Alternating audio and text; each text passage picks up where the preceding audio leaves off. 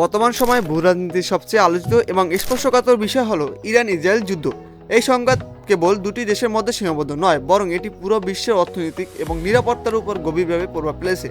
আজকের আয়োজনে আমরা এই যুদ্ধের এমন কিছু দিক নিয়ে আলোচনা করব যা হয়তো আপনি আগে কখনো শোনেননি। অনেকেই মনে করেন ইরান ও ইসরায়েলের শত্রুতা চিরস্থায়ী, কিন্তু এক সময় এই দুই দেশের মধ্যে খুব ভালো সুসম্পর্ক ছিল। 1979 সালে ইসলামী বিপ্লবের পর কীভাবে বন্ধুত্ব সম্পর্ক চরম শত্রুতার রূপ নিল এবং শ্যাডো ওয়ার বা ছায়াযুদ্ধ থেকে সরাসরি সংঘর্ষ শুরু হলো, তার প্রকৃত ইতিহাস আমরা জানব। যে কোনো যুদ্ধের সবচেয়ে ভয়াবহ দিক হলো প্রাণহানি।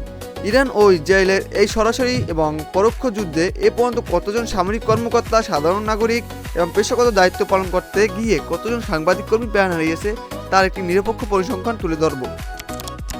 যুদ্ধের জয় পরাজয় আপেক্ষিক, কিন্তু দিন শেষে সবচেয়ে বেশি ক্ষতিগ্রস্ত হয় সাধারণ মানুষ, দেশের অর্থনীতি। এই সংঘাতের ফলে মধ্যপ্রাচ্যে অস্থিতিশীলতা এবং বিশ্ববাজারে জ্বালানি তেলের মূল্যের উপর যে নেতিবাচক প্রভাব পড়েছে তা নিয়ে আমরা বিস্তারিত আলোচনা করব। বর্তমান সময়ে যুদ্ধের মাঠের চেয়ে বড় যুদ্ধ হয় সোশ্যাল মিডিয়া ও সংবাদ মাধ্যমে। বিভিন্ন দেশের প্রোপাগান্ডা এবং ফেক নিউজ এর ভিড়ে সাধারণ মানুষ বিভ্রান্ত হচ্ছে। কোন দেশের মিডিয়া কতটা নিরপেক্ষ এবং সংবাদের পেছনে প্রকৃতিক সত্য কী তা যাচাই করার উপায় নিয়ে আমরা কথা বলবো। আসলে যুদ্ধ কখনই শান্তি নিয়ে আসে না। এই সংঘাতের ভবিষ্যৎ কী এবং বিশ্ব নেতারা কেন এটি থামাতে ব্যর্থ হতে আসছেন বারবার, তা জানতে আমাদের সাথেই থাকুন।